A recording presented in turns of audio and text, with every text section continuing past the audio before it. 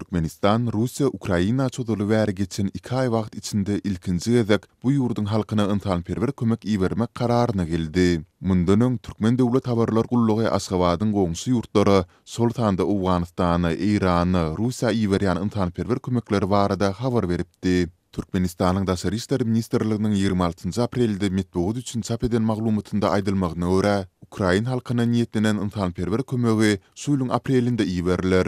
Emma habarda Ukrainada barýan ýykynçylykly urus ýurdun halkynyň çekýän agyr diýany agdalmaýar. Şeýle-de Russiýanyň batwalyjy güýçleriniň Ukrainadaky agresiýasyna baha berilmeýär. Şol bir wagtda ministrlik bu kömegiň türkmen halkynyň yntanperwerlik täpleri esasynda iýeriljekdigini belleýär. Yntanperwer kömeginiň düzümi Derman terişdelerinden, Türkmenistanyň lukmançylyk tenagatynyň beýleki önümlerinden hem-de dokma önümlerinden ibaret bolar diýip habarda aýdylýar. Ýöne kömegiň anyk muktary we bahasy agdalmaýar, şeýle-de onuň Ukrainanyň haýty tebitleri üçin niýetlenendigi hem aýdynlaşdyrylmaýar. Azatlyk bu mesele boýunça gosmaçy maglumat almak üçin Türkmenistanyň Daşary işleri ministrligi bilen habarlaşmagy tinçdy. Emma ýurdun daşary siýasat idarasynyň resmi web saytynda metbuat gullugy bilen habarlaşmak üçin görkezülen belge jaň edilendi.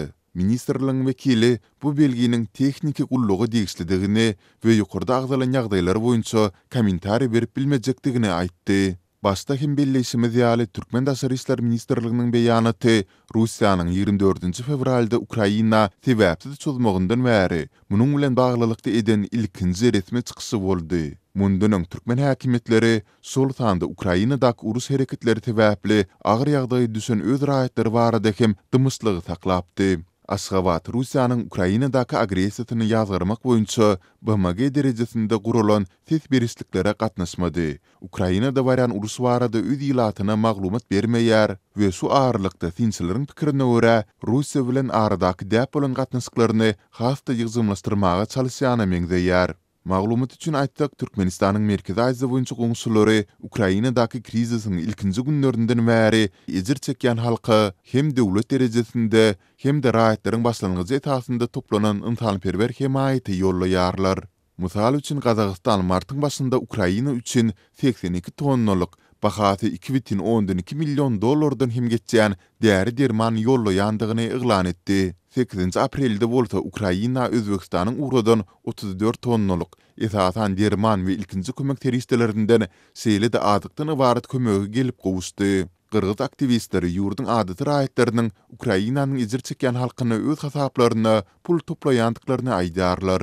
Galy berse de Russiýa bilen hem siýasy hem de ykdysady taýdan ýakyn gatnaşyklary bolan Özbekistan Ukrainanyň territorial bütünligini goldap hem çykyş etdi. 17 martda Özbek Daşary işleri ministri Ukrainadaky konfliktde diplomatik çözgüt tapmagy çağırdy we Moskwa tarapyndan goldanylan separatistleriň iýilen tebitlerini ikrar etmejekdigini belledi. BMG Russiýanyň Ukrainadaky agresiýasy sebäpli 11 milyondan hem aşy adamyň öýlerini terk etmäge mejbur bolandygyny aýdar. Soňky maglumata görä 5,12 milyon adam urusdan gaçyp goňşy döwletlere açdy. 6,5 milyon adam hem ýurdun beýleki tebitlerine geçdi. Türkmenistanyň Ukraina iýerjek kömegi ýurdun özü Lewap we Mary tebitlerinde 2 ýyl öň bolan helakçylykly gaý harasadyň ýyl dönüminde eglan edildi. Aşgabat sonda bu tupandan ejir çekenler ady mitkiler barada hiç bir resmi maglumat bermändi. 2020-nji ýylyň 27 aprelinde giýişlik saat 6:40 töwereklerinde Türkmenistanyň Lewap we Mary welaýatlarynda güýçli harasat turdy. Bu tebii betbagçylyk öwezinde bolup bolmajak adam mitkilerine we agyr maddi ziýana ýol açdy. Bu harasat henüz hem adamlaryň ýadyndan çykmaýar we olar muny gam gussa bilen ýatlaýar diýip Adatlyk radiosynyň habarçylary maglumat berýärler. 2 ýyl mundan ozal şu gün turan şol harasat onlarça adamyň helak bolmagyna sebäp bolup ýaşaýyş jaýlaryna, durmuş deshgalaryna, şäher infrastrukturalarına, awtolowlara we ekin meýdanlaryna agyr ziýan ýetirdi. Adatlyk radiosynyň habarçysy diňe harasat giýjesi elektriksi tünleriniň we jaýlaryň diwarlarynyň hem-de üçekleriniň ýykylmagynyň netijesinde Lewapda 10 adamyň wepat bolandygyny başga da adından 20 adamyň harasatdan soň dören ýangynlarda aradan çykandygyny aýdýar. Başga da adından 50 adam maýyp bolup galdy diýip habarçymyz belli beýledi. Azatlyk radiosu Harasadyň ýa-ni Lewapda azyndan 30 adamyň we Marda 5 adamyň wepat bolandygyny aýdyp, azyndan 35 ölüm hadisesi barada habar berdi. Türkmen häkimetleri ne Harasat ne onuň ýetiren ziýanlary ne de adam ýetkileri barada resmi hasabat çap etdi. Lewapda habarçymyz aradan 2 ýyl geçendigine garamazdan Sebitde Harasadyň netijesinde hatardan çykan, ýykylan we üzülen elektrik sütünleriniň hem-de simleriniň henizde dolu bejerilmeýändigini aýdýar. Harasadyň netijeleri hälisinde duýulýar. Harasatdan soňra belli bir derejede bejeris işler geçirildi. Ýöne bu işler başdan sowma amal edildi. Käbir ýerlerde elektrik sütünleri ýykylyp, elektrik simleri çykyp dur. Üzülen simlerin käbir ýerlerini dolu täzelemän hälisinde biri-birilerini tepleşdirýärler. Elektrik geçirici simlerin barysyny täzelemeli, sütünler ýykylyp ýa egrilip dur. Dip Çerjew etrawynyň bir ýaşaýjysy 27 aprelde gurrun berdi. Yerli ýaşaýjylar goşudurna üçinde häkimetleriň biperwaýlygynyň ýagny Harasadyň ýa-ni Sebitde elektrik energiýasynyň öz wagtynda dikeldilmezliginiň goşmaça adam ýetkilerine sebäp bolandygyny hem aýdýarlar. Adamlar käbir tebetlerde 25 gün, käbirinde de 27 gün näp toğtuz garankyda oturdular. Şol döwürde iň bir pajigaly ölümleri boldy. Türkmenabadyň dostluk etrapçysynda giýje semiň ýykylyp jaýyň odalmagy netijesinde birden aradan çykdy. Çerjew etrapynda hem ata oğul ýoguldy. Bu adam maýyp oğlu gorkmasyn diýip giýje sem ýakyp goýýar. Semiň ýykylmagy netijesinde jaý odalýar. Olaryň ikisi hem ýangynda aradan çykdy. Bular meniň bilýän wakalarym. Suňa meňdes başga da enseme hadise ýüze çykdy. Dip Çerjewli ýaşaýjy aýtdy. Marly ýaşaýjylar hem 2 ýyl ozal turan güýçli Harasady häli şinde gaýgy alada bilen ýatlaýarlar. Habarçymyzyň maglumatlaryna görä indi Sebitde sähel 7 ýyl tursa adamlar şol Harasadyň gaýtalanmagyndan howatyrlanýarlar. Şol Harasatda jaýlaryň üçekleri opurulup elektrik simleriniň üzülmegi we sütünleriň ýykylmagy netijesinde adam ýetkileri boldy. Günüň ikinji ýarymynda okuyan okuwçylar okuwlaryny tamamlap mekteplerden öýlerine gaýdyp barýarka turan şol Harasat 2 çaganyň ölümine sebäp boldy. Olaryň biri elektrik simleriniň üzülüp tok urmagy netijesinde aradan çykdy, beýlekisi elektrik sütünleriniň aşagynda galdy. Şoňa meňdeş hadiselerin netijesinde maýyp galan çağlar hem bar. Şol güni enatalar üçin ömür boýy ýatdan çykmajak gün boldy. Dip Marly bir ene gussa bilen gurrun berdi. Marly ýaşaýjylar goşudurna üçinde häkimetleriň geleňsizligine ünsü çekip, tebii betbagçylyk barada ilatyň öňünden hiç ýyly habarly edilmezligine de gahar gadap beýan edýärler. Adamlar eger güýçli Harasadyň geljektigi barada öňünden azajyk bolsa da habarly edilen bolsadyk, çağalarymyzy mektebe uğratmazdyk diýerler diýip habarçymyz belledi. Habarçymyz aradan 2 ýylyň geçendigine garamazdan Sebitde heniz hem öz ýaşaýyş jaýlaryny dolu dikeldik bilmedik hojalyklaryň bardygyny hem aýdýar. Bu hojalyklar munyň sebäplerini ykdysady krizisiň arasynda eklenç kynçylyklary, şol sanda guruluşy karitlarynyň bahalarynyň gymmatçylygy bilen düşündirýärler. Her kim güýji ýetenden bejeriş işlerini geçirýär. Entek dolu awatlanmadyk üçekler bar. Bejerdik diýip goýulan üçeklerden ýagyş ýagsa suw geçýär. Çala şemal tursa üçekler jygyldap dur. Harasatda köp gatly jaýlaryň balkonlary hem zir döwran bolupdy. Penjireleri döwlüp pytrady. Hojalyklaryň köpüsi heniz hem penjirelerine paket tutup oňşuk edýär. Dip Marly ene sözünü jemledi. Bellesek ýurtda Harasatdan ziýan çeken hojalyklar we idara kärhanalar öz hasabyna guruluşyk we awatlaýyş işlerini geçirmeli boldular.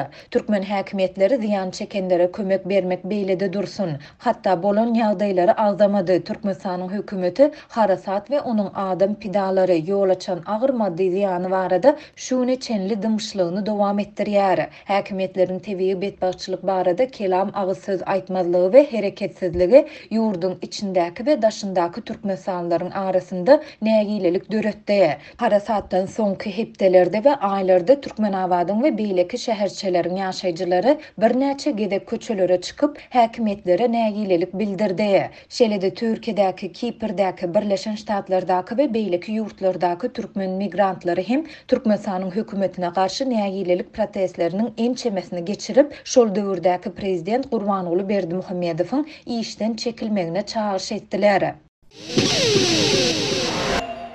Türkmenistanyň orta mekdeplerine Tomuz Passanyň öň ýany adat bolşýaly bilim ojaklarynyň awatlyşy işler üçin okuwçylaryň enatalaryndan pul toplanýar. Ýöne enatalar mugallimler we terbiýetçiler öz aýlyk girdijileriniň öz hojalyklaryna zordan ýetýänini aýdýarlar. Bu barada ýerli habarçylarymyz sebitlerden habar berýärler. Tomuz Passanyň bir ay galany orta mekdeplerde we çağlar baglaryny enatalardan remont üçin pul ýönelik başlandy. Her ýyl adat bolşýaly klas ýolbaşçylar öz okudýan okuwçylaryň Tomuz Passly edilmeli remont üçin pul toplaýarlar diýip enatalaryň biri Azatlyk radiosynyň habarçysyna gurrun berdi. Tomsuň öňü syrasyna tas her ýyl Türkmenistanyň ähli sebitlerine bilim we terbiýetçilik edaralarynyň awatlyşy işler üçin enatalardan pul ýygnalýar. Bu gezek ýygnalýan puluň meşberi 40-100 manat aralygyna üýtgýär. Orta mektebe gatnaýan her bir okuwçydan 80-100 manat aralygyna pul talap edilýär. Çağlar bagna gatnaýan çağlaryň enatalaryndan 40-50 manat aralygyna pul toplanýar diýip bir ýerli ýaşaýjy Azatlyk radiosynyň habarçysyna gurrun berdi. Ol pul toplamak işlerine dowam edýän okuw ýylynyň tamamlanmagyna bir ay galany girişlendigini belledi. Şeýle-de habarçymyzyň maglumatyna görä mektepleri her ýyl awatlamak talaby etrap, şäher, welayet bilim müdürlikleri tarapyndan öňe sürilýär. Sınıf otaglarynyň awatlyşy işlerine mektep mugallimleri jogap bermeli edilýär. Bilim müdürlikleri her ýyl sınıflaryň remont edilmegini talap edýär. Bu remont işleri mugallimleriň boýnuna goýulýar. Mugallimler öz ödegini remont üçin okuwçylardan pul toplaýar diýip Azatlyk radiosynyň habarçysy maglumat berdi. Mugallimler de terbiýetçiler de awatlyşy işler üçin özleriniň goşmaça çykdyjy etmäge mejbur bolýanyklaryny aýdýarlar we alýan zähmet haklarynyň öz hojalyklaryna zordan ýetýänini aýdýarlar. Bize de düşünüň, biziň alýan aýlygymyz öz hojalygymyza zordan ýetýär. Ýolbaşçylar we mektep direktorlary mektebiň remont işlerini bizden talap edýär. Häzir siz bize remont üçin kömek etseňiz, täze ýylda özüňiz şu remont edilen sınıflarda bilim alarsyňyz diýip mugallimler okuwçylara ýüzlenýär. Azatlyk radiosynyň habarçysy Türkmenistanyň döwlet büdjetine orta mektepleriň awatlyşy işler üçin goşmaça maliýe serişdeleriniň bölünip berilmeýändigini habar berýär. Mektep mugallimleri bilen bir hatarda çağlar baglarynyň terbiýetçileri hem awatlyşy işler üçin özleriniň çykdyjy etmeli bolýanyklaryny aýdýarlar. Mektep mugallimlerine garanyňda çağlar baglaryna terbiýetçiler enatalardan has köp çykdyjy edýärler. Olar her bir enatadan pul toplanandan soňra Tomuz Passanyň dowamyna hek çalmak üçin çotka satyn almagy ýa-da guruluşy haritlaryna kömek etmeli bolýarlar. Çağlar baglarynyň meýdançasyna boýaw gerek bolýar ýa-da meýdançalardaky ýodujuklara sement gerek bolýar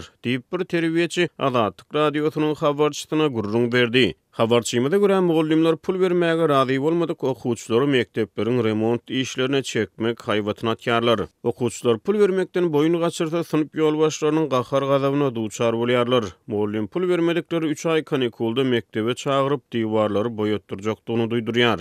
Egerde kim remonta pul bermese, mugallimler olaryň Tomuzdy hek çalmak işlerine çekiljekdigini duýdurýar diýip bir enata Azatlyk radiosynyň habarçysy bilen gurrun döşlükde aýtdy.